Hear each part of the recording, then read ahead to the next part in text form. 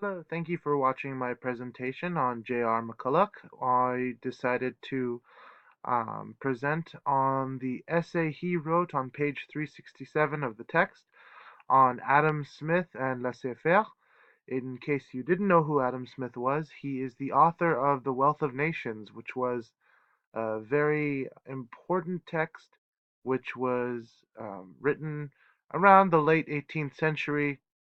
It did a lot of motivation and influence for not just the economists of the time, but many other people, such as in politics and moral theory um, realms.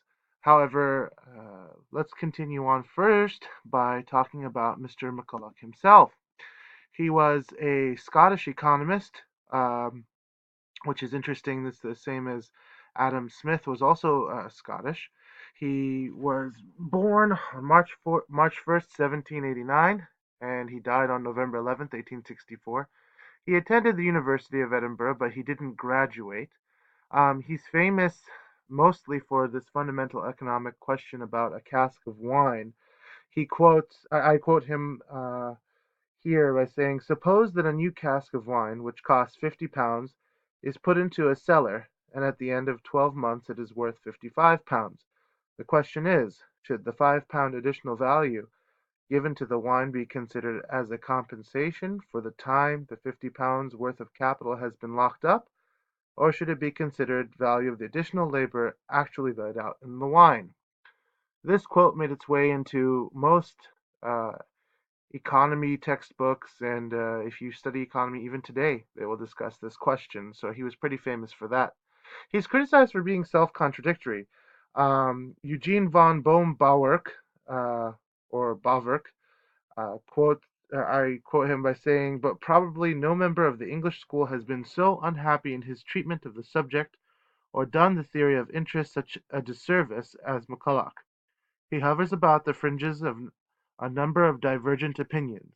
He penetrates just far enough into each to become involved in glaring self-contradictions, but he does not expand any one of them sufficiently to form a theory that even approaches consistency." Um, and even other sources in which I sought to see how he felt towards utilitarianism, he was pretty I wouldn't say self-contradictory, but one source talked about him being ambiguous, deeply ambiguous towards utilitarianism. Um, in this case, ambiguous doesn't necessarily mean having no feeling, but rather that he's open to several different versions of it. Let's talk a little bit about The Wealth of Nations. It was published by Adam Smith in 1776, so just a few years before McCulloch was born. It's, of course, the fundamental work in classic economics. It motivated people such as Alexander Hamilton and James Madison to respond to this work, which was, around the time of the American Revolution. Um, let's see here. It argues for a free, autonomous economy, and it has at least a utilitarian goal in mind. Utilitarian in the sense that it works on the basis of what makes everybody best or happy. So it's a little different than the industrialist utilitarianism that we found in the book um, Hard Times. But not saying that utilitarianism can't be industrialist, but it doesn't have to be, which might be something which might be what McCulloch meant by he's open or he's ambiguous towards utilitarianism. He could be open to a different version of it, but we'll talk more about that in a second. McCulloch agrees with Adam Smith very much. He calls him the illustrious Adam Smith, the illustrious countryman in his essay. And I would say that he definitely agrees with utilitarianists such as Jeremy Bentham, at least some version of them.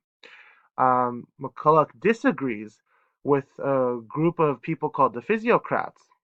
In his essay, he gives a lot of praise for for for citing the source of an economy's value in labor rather than in gold or silver. The physiocrats, they were a group of people Um, they developed this theory that the wealth of a nation was derived solely from the value of land or agriculture. Physiocrat comes from the Greek word of the government of nature. Uh, they believed that agricultural products should be highly priced, and they were pretty popular in France. However, McCulloch here in his essay talks about the value of labor over the value of necessarily silver and gold. Uh, I put in a quote on this slide saying, in opposition to the commonly received opinions of merchant politicians and statements of statesmen of his time, that the wealth does not consist of the abundance of gold and silver, but the abundance of various necessaries, conveniences, and enjoyment of human life. So you can see there that he's talking more about not necessarily so much uh, any one particular physical aspect, but that labor in and of itself would go back and help these conveniences and enjoyments of human life. That through labor, if you read the full essay, through labor, each individual could have a better life and would add up to an ultimate utility that would please everyone. Uh, McCulloch's motivation. This quote, I believe, sort of touches on it, but it needs a little more explaining after that. At length, in 1776, our illustrious countryman Adam Smith published The Wealth of Nations, a work which has done for political economy what the essay of Locke did for the philosophy of the mind. In this work, the science was, for the first time, treated its full extent, and the fundamental principles on which the production of wealth depends is established beyond the reach of cavil and dispute. What this did for McCulloch was it legitimized his interest in his profession beyond a sort of silly philosophy. Nobody could point at economics and say, "Oh, that's not a very important thing to talk about anymore."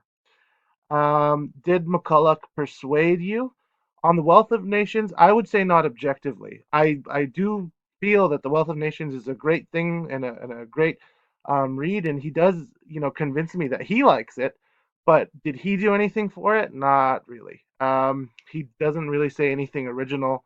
He just kind of resays and summarizes um, what I'm sorry, Adam Smith says. Works cited. I only quoted really a lot of the book, um, and there it is. I'm so happy that you chose to watch my presentation. I hope you enjoyed it, and thank you very much.